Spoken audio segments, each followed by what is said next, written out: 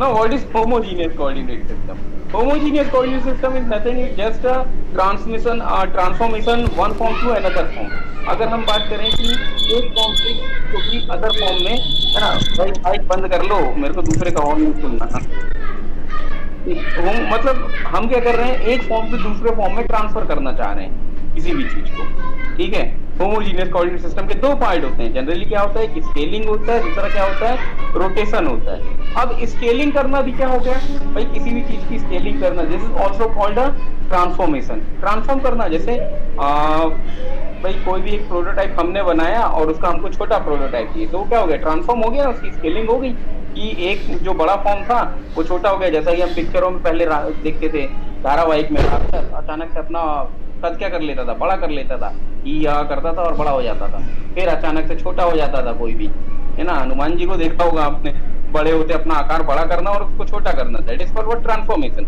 Same इसी प्रकार से किसी सेम प्रोडक्ट को हमको उसको साइजिंग, रिसाइजिंग या स्केलिंग करने की जरूरत पड़ती है। स्केलिंग आपने ग्राफिक्स में भी पढ़ा हुआ है, उस टाइम भी मैंने बताया था। स्केल का मतलब क्या होता है, ये नहीं होता कि आप एक रूल उठाए हैं और उसको अपन बोल दें स्केल।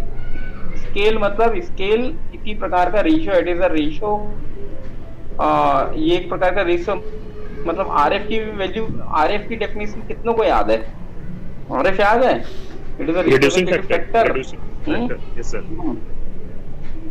आरएफ रिड्यूसिंग फैक्टर नहीं, रिप्रेजेंटेटिव फैक्टर। रिप्रेजेंटेटिव फैक्टर क्या होता है, एक्चुअल और ऑब्जेक्ट के बीच में जो रेशो आता है उसको हम क्या कहते हैं, स्केलिंग। भाई एक स्केल फिक्स करके रखा गया कि इतने सेंटीमीटर को ही हम क्या बोलेंगे, 1 सेंटीमीटर बोलेंगे, या पर्टिकुलर एक डिस्टेंस को ही हम क्या करेंगे, ऑल ओवर वर्ल्ड में 1 सेंटीमीटर मानेंगे।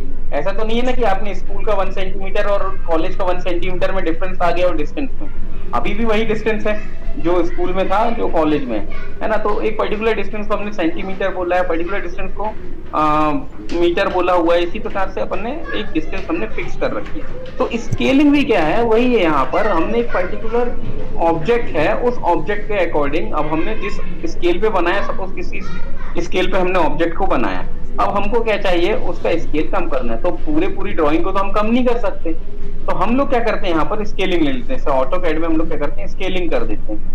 जैसे जो भी हमने ऑब्जेक्ट बनाया, ये कितना 1 सेंटीमीटर इज इक्वल टू इतना डिस्टेंस के ऊपर बनाया था, बट अब हम चाहते हैं इसका प्रिंट कितना हो, जो 1 सेंटीमीटर है 1 मीटर के बराबर हो। डेफिनेटली हो सकता है, उसकी स्केलिंग ले लो, ठीक है। तो उसको अपन कहते हैं स्केलिंग। रोटेशन मतलब किसी एक पर्टिकुलर एक्सिस या पर्टिकुलर पॉइंट या पर्टिकुलर लाइन के अबाउट क्या कर देना, उसको रोटेट कर देना, या उसको मूव कर देना, या पर्टिकुलर पॉइंट के अबाउट क्या कर दो, उसको मूव कर दो।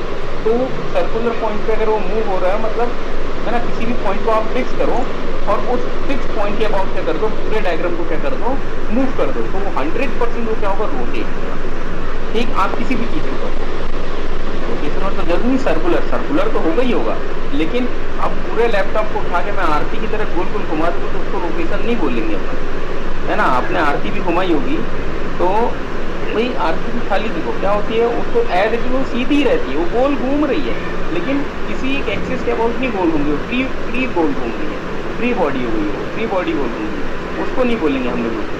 रोटेशन किसको बोलेंगे, एक मोबाइल लो, मोबाइल में किसी एक कॉर्नर को पकड़ो और उस कॉर्नर को फिक्स रखो, अब मोबाइल को आप कहीं भी मूव करो तो क्या होगा, 100% क्या होगा, रोटेट होगा। जैसा कि हम राउंडर से एक सर्कल बनाते हैं, कैसे बनाते हैं एक सर्कल, भाई उसका एक पॉइंट रहता है, उसको हमने क्या किया, कागज में फिक्स कर देते हैं एक पॉइंट को, और पेंसिल जो होती है उस पॉइंट के अबाउट क्या होती है, मूव करती है, तो क्या होता है, वो रोटेट होता है और सर्कल का